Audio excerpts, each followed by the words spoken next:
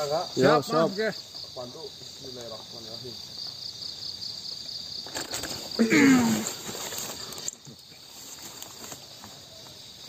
Langsung, Pak. Memang bumi kaget. Nah, Assalamualaikum. bersalaman, Dos. Mel. Namanya siapa? Perkenalkan. Saya Salim. Putra ayah mati.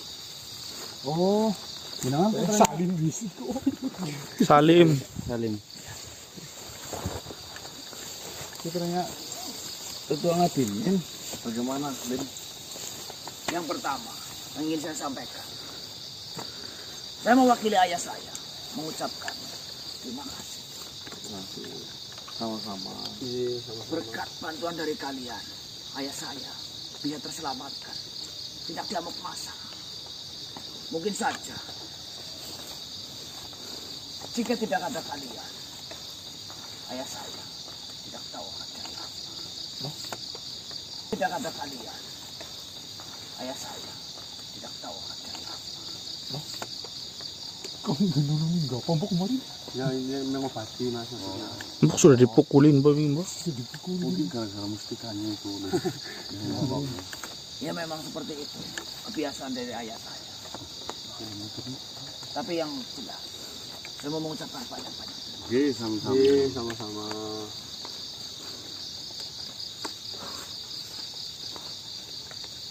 Ya, kami di sini berusaha membantu sebisa-bisa kami ya mas ya mengenai permasalahan dan kondisinya dari Tetua Ngaji ini sekarang bagaimana? Untuk ayah saya saat ini sudah dalam pemulihan. Oh, udah dibawakan topik. Sudah. Alhamdulillahnya sudah mulai membaik. Mohon maaf sebelumnya, apakah Tuan Salim mengetahui gimana kejadian awal dari Bapak jenengan itu membaca kitab sampai gila? Saya sudah memastikan bisa gila itu karena kitab Nasrani itu adalah kitab palsu. Ya. Nah, kita palsu yang dibaca ayah tadi ini sekarang ada di mana? Ada di sana, Oh, disimpan. disimpan. Ah, jangan dibuang-buang ya. Memang Kalau sewaktu-waktu dibaca, ya mas ya. mau dibaca makhluk lain. Semenjak kejadian ayah saya seperti itu, memang saya simpan. Takutnya memang terjadi kepada makhluk-makhluk yang lain atau warga yang lain. Sangat membahayakan. Ah.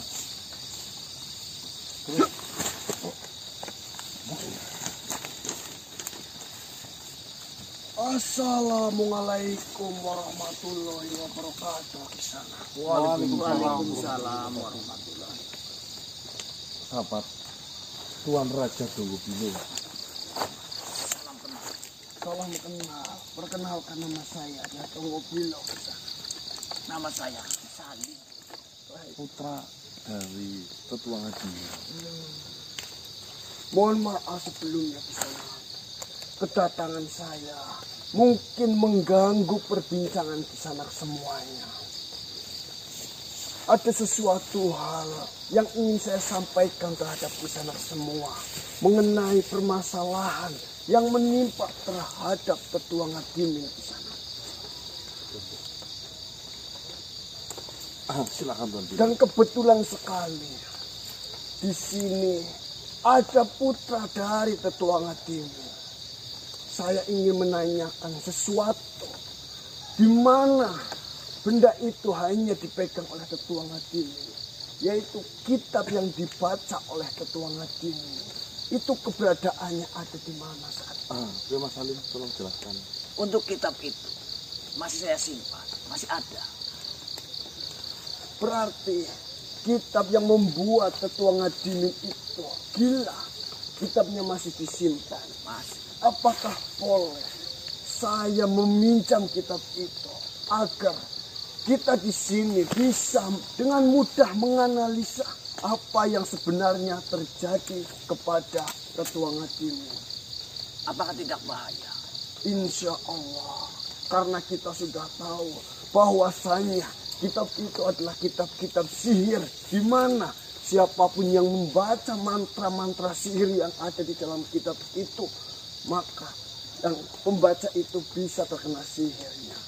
Saya akan berhati-hati membaca kitab itu. Bagaimana menurut?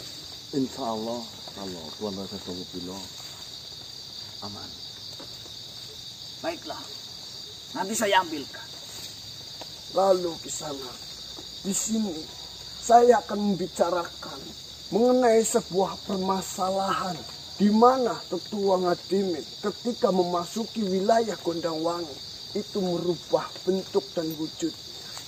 Ya, Saya ingin benar-benar memastikan apakah itu benar-benar terjadi, apakah itu hanya manipulasi dari Gusti Naryo terhadap para warga sehingga mengira para warga itu melihat Tetua Ngadimin adalah makhluk yang berbeda. seperti ini Tuan Dongopilo. Sebenarnya kejadian sihir berubah wujud itu bukan yang pertama kali dilakukan oleh Gusti Naryo. Ada beberapa waktu lalu ketika ada apa namanya gantung diri di Manduno itu ya, itu pun melakukan hal sama. Jadi merubah wujud, entah itu siapa tiba-tiba memirip. Nah mungkin saja saya berasumsi karena sudah memiliki kekuatan itu, dengan gampangnya si Gusti Naryo karena sudah tahu Tetua Ngadimin sembuh dari sihirnya, agar masuk ke Gondangwangi tidak bisa, disihirlah berubah wujud. Benar sekali di sana. Akan tetapi jika tidak dilakukan sebuah penganalisaan di mana saat Tetua Ngadimin itu berubah, di mana saat Tetua Ngadimin itu masih dalam kondisi seutuhnya, kita harus benar-benar tahu mana batasan yang dijadikan, dimanfaatkan oleh Gusti Naryo untuk merubah Tetua Ngadimin. Dan yang jelas, jika ingin merubah Tetua Ngadimin ke bentuk makhluk lain, itu tentunya ada sesuatu hal lain yang ditanamkan di dalam diri dari Tetua Ngadimin. Bagaimana jika seperti ini saja Tuan Pilo? Nah, ketika memasuki Gondangwangi kan bersama Pak Lurah. Benar sekali.